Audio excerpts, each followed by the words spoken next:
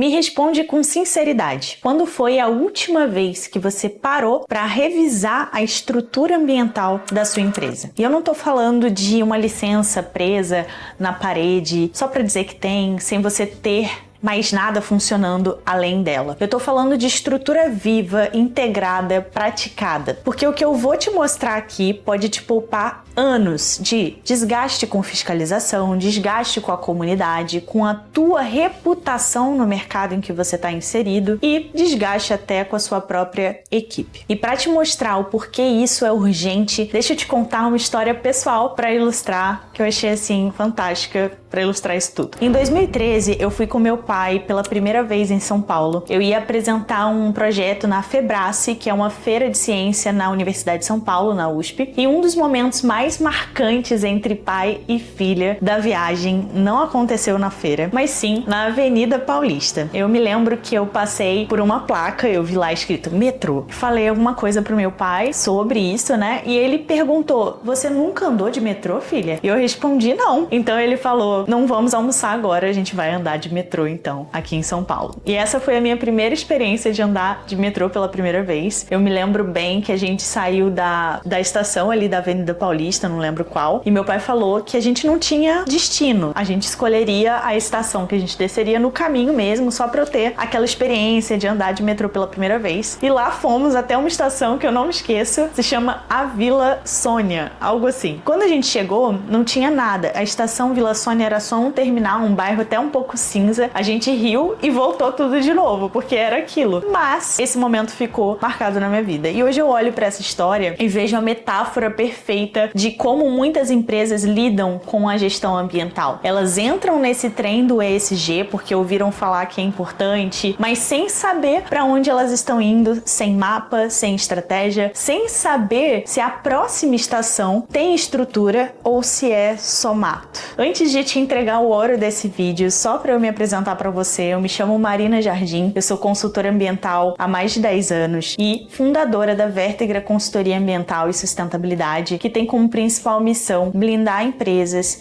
e deixar elas não serem mais reativas, não viverem apagando incêndio dentro da área ambiental. Bom, agora vamos para o primeiro ponto desse vídeo que eu quero compartilhar com você, que ou está à frente da gestão ambiental, ou talvez da segurança do trabalho em uma empresa, ou se você é dono do seu negócio, é o seguinte: encare a sustentabilidade como uma jornada e não como uma estação final. Eu vou direto ao ponto aqui, tá? A sustentabilidade, ela não é uma moldura para sua marca, ela é um trilho. E cada pilar da sua estrutura ambiental, dessa espinha dorsal essencial para a existência do seu negócio, é uma estação de parada obrigatória. E sabe por que muita empresa se perde? Porque acha que a jornada começa com uma planilha ou com um sistema que vai pontuar quais são os requisitos para você seguir, quais são os requisitos legais que você precisa cumprir. E eu percebo que não. A jornada no ESG, na sustentabilidade de um negócio, ela começa com a mentalidade, começa com direção. Beleza, Marina, como começa essa mudança de mentalidade então? E eu vou te dizer, a mudança, ela começa com perguntas que talvez você nunca tenha feito para si mesmo no teu negócio, ou nunca perguntou pro seu chefe, pro diretor da empresa onde você trabalha, e ninguém tá se fazendo essas perguntas. Então vai por mim,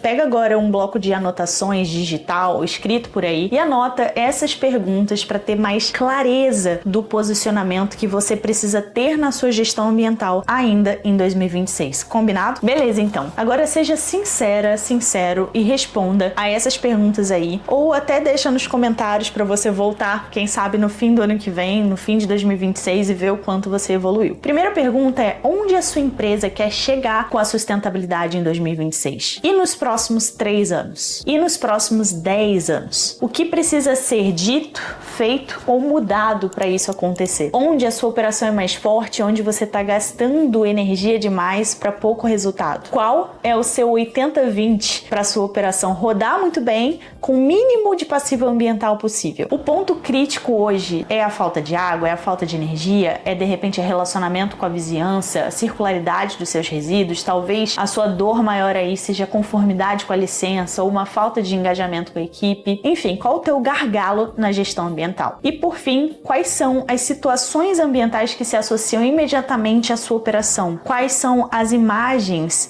que as pessoas de fora ou de dentro têm quando elas pensam no impacto que a sua empresa gera? Isso você pode perguntar até mesmo para o pessoal que trabalha com você. Qual o impacto a empresa gera? E um pouco mais profundo, por que a sua empresa está no mundo? O que ela transforma com a sua marca? E aqui a gente nem está falando de meio ambiente, a gente está falando sobre propósito. A sua empresa está no mundo para fabricar carro elétrico, para fabricar latas? Qual que é o seu porquê? Quais são os principais concorrentes do seu nicho? Qual lugar de sustentabilidade esses concorrentes estão ocupando? E você, qual lugar você está ocupando agora? Essa clareza pode ser mais poderosa do que qualquer ferramenta. Pode acreditar nisso, porque vai fazer total sentido quando a estratégia, as táticas vierem depois. Porque sem isso, sem clareza ou direção do teu posicionamento e a visão sustentável de uma empresa, qualquer estrutura que você adquirir de forma externa, ela vira mais uma burocracia. E meio ambiente vira aquele departamento à parte, sem visibilidade. Algo que deveria ser cultura, vira só obrigação. E sabe qual é o maior problema que eu vejo nas empresas, que eu já auditei em sua maioria? É quando a empresa tem, por exemplo, uma política ambiental escrita, ela tem discurso,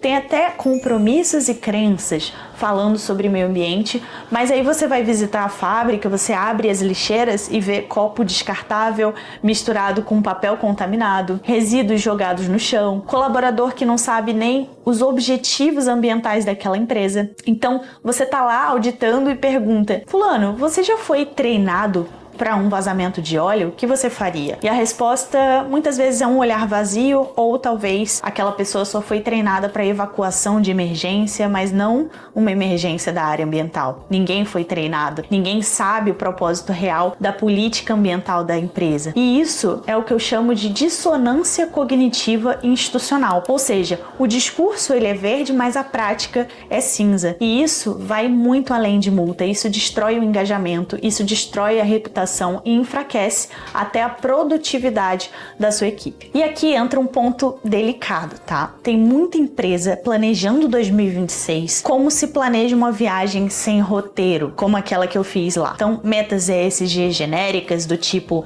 ser mais sustentável, ou em 2026 a gente vai reduzir os nossos resíduos, sem qualquer desdobramento prático disso. É o famoso planejamento bonito no papel e vazio na prática. Não tem um macrofoco, não tem um microfoco, não tem nenhum tipo de plano de ação do que você vai fazer mês a mês, trimestre a trimestre. Então, a empresa acha que tem uma visão, mas não tem execução. E aí eu vou te contar uma coisa que não sou eu quem falo, inclusive, é a lei de Parkinson. Ela diz o seguinte, eu acho essa lei muito legal. O trabalho, ele se estende até ocupar todo o tempo disponível para ele. Então, se você disser que tem até 2026 para resolver a sua estrutura ambiental, adivinha, você vai usar cada segundo de 2026 e ainda vai ficar devendo. Por quê? Porque não tem urgência, e sem urgência você não tem foco, você não dividiu o teu plano de ataque para estruturar essa gestão ambiental. Você não analisou quais são as suas oportunidades, vulnerabilidades, você não estabeleceu marcos e não transformou aquela sua visão, quando você responde as perguntas, em entregas consistentes. Mas a estação correta desse trem começa hoje, começa com esse vídeo. E lembra, não é porque você embarcou no trem da sustentabilidade que você vai chegar no destino certo. Você precisa saber onde estão as estações, onde parar, o que revisar e o que ajustar. Eu e meu pai, naquele dia em São Paulo, a gente foi até a Vila Sônia só para andar. Mas se a sua empresa fizer isso, pode ser que não tenha tempo para voltar às estações. Talvez ela perca para o concorrente do teu mercado, torre teu caixa de tanto apagar incêndio, ou até seja cancelado pelas novas gerações, a ponto de não terem orgulho de trabalhar aí ou parar de atrair talentos por conta da sua reputação. É você quem decide se a sua empresa vai ser referência de mercado ou o próximo exemplo de ineficiência. E a diferença entre uma e outra é a ação hoje. No próximo vídeo, eu vou te mostrar como traduzir essa clareza em decisões práticas, porque é hora de transformar essa consciência que você teve aqui em estrutura, em posicionamento e em vantagem competitiva. Então me diz, você tá indo para onde com a sua estrutura ambiental? Eu te vejo no próximo vídeo e não perde, porque cada estação que você ignora hoje vai te cobrar dobrado amanhã. Até lá!